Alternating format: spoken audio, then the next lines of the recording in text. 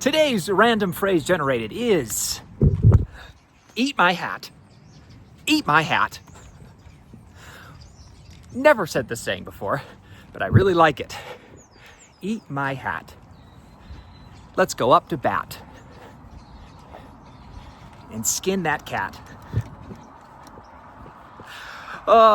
Eat my hat.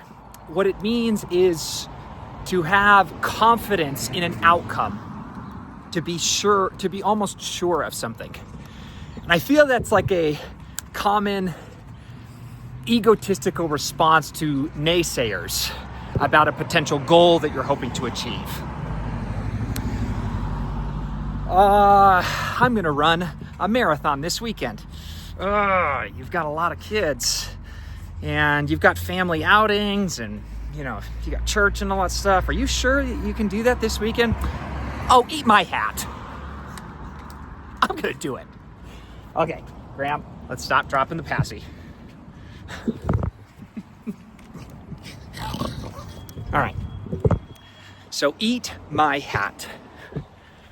I think that there's something to be said about having that kind of optimism, confidence, good morning, and a surety in what one is doing. Almost in at least convincing yourself that it's possible.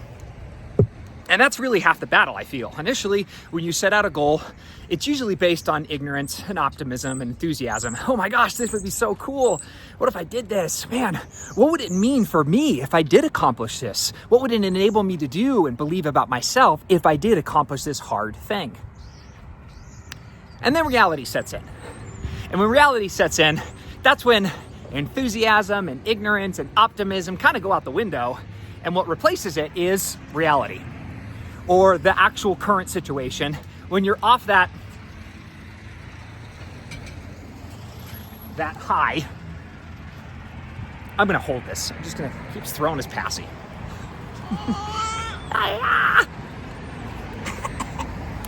And where, eat my hat kind of thinking has to be happening, I think, within yourself. So let's take an example. At the beginning of this year, I was very exuberant and optimistic and ignorant. And I set this goal of wanting to run 50 marathons in 1 year, which would basically be, if I had 2 weeks off, I would run 1 marathon every single week. And for the first 3 weeks, it was going really well. I ran a marathon every single week. And then I got sick, and then we went out of town, and then work got really, really busy, and reality kind of set in. And the tank of enthusiasm and confidence, optimism and ignorance aligned with a perfect schedule allowed me to kind of continue perfectly obedient to this extravagant, audacious goal for about 3 weeks before it all came crumbling down. And then I got sick, we went out of town. Good morning, ladies. And what ended up happening was I missed 1 week, and I was like, oh man, I'm gonna have to double up the next week. Or I thought, you know what, I'll just use, this is one of my off weeks, because it's 50 marathons, not 52. I'm gonna use this as my kind of like free week. And then the second week I was still sick. And what it did was it thought, oh my gosh, I've already used up my 2 free weeks. I've only done 3 marathons. And I've got 47 more to go. There's no way that I'm able to sustain this.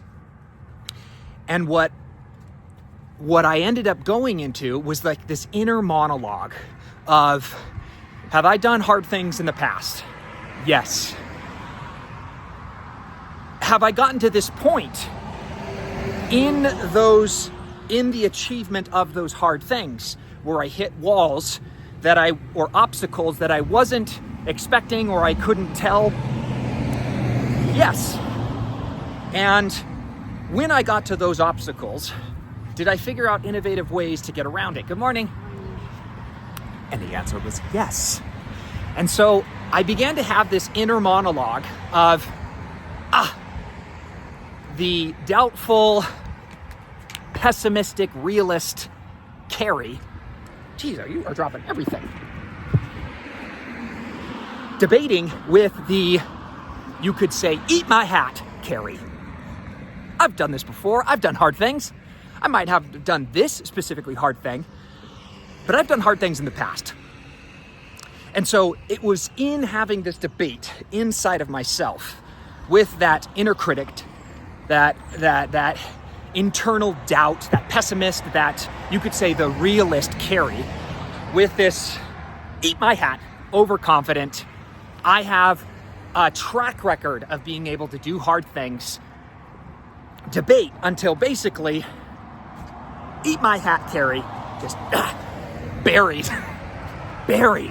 the pessimistic Carrie. And did it solve my problems? No, it didn't. I was still sick. I still had a lot of work to do. We had another vacation coming up a couple of weeks later. But what it did do was it put me into the right headspace to be able to get creative and innovative and to think, you could say, liminally, where I began to think about, okay, what is my definition of a marathon? It would be running 26.2 miles within a single day. Okay, well, does that mean that I could run maybe 6 hours? I could run 6 miles in the morning and then run 6 miles maybe in the afternoon and then maybe a half marathon in the evening. Would that count as a marathon for me? Yes, it would. Because already I don't define me qualifying or finishing a marathon that quote unquote is a registered accredited marathon. I count a marathon as being a distance between 0 and 26.2 miles. And so when I thought about it that way, I thought, oh, I'm not having to look for 4 or 5 hour chunks of time where I can run straight, nonstop, like an actual traditional marathon.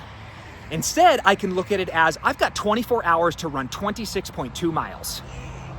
And then it hit me. I could do this all day long. I could run a half marathon in the morning, and then I could run a half marathon in the evening. I could run a half marathon in the morning, and then I could wake up the next morning 6 hours earlier and run the other half marathon and qualify it as a full marathon. And then it got really exciting because then I began to see it as, oh, less about how can I complete 50 marathons and more about how is it that I can complete a marathon just this week. And now, even though I'm still behind, I'm going for my 40th marathon this weekend. And even though it's 40 marathons total of everything I've ever ran, I'm only about 28 marathons into this year. I can still look at it because I had that mentality and that debate inside myself of, oh, eat my hat. Overconfidence and a surety of an outcome, almost as if it is true, that gave me the fighting power to submit and push down that inner critic and then allow this space for me to think creatively, innovatively, and omnidimensionally and go, what is the target condition? Target condition is running 50 marathons. Okay, what's my current reality? Current reality is that I really don't have 5 hour blocks of time every single week where I can nonstop run a marathon. So instead of tweaking the goal, redefine it. And that's exactly what I did. And it wouldn't have happened had I not first had that discussion, that debate, that internal argument with myself of, oh, man, you overshot, you overcommit once again. And then, oh, eat my hat version of me going, oh, just, you shut your mouth. Just get, and wrestle it into submission until I could be into a receptive, open space where I could begin thinking laterally and creatively and how to actually still reach that goal that has now been redefined, but all thanks to ate my hat.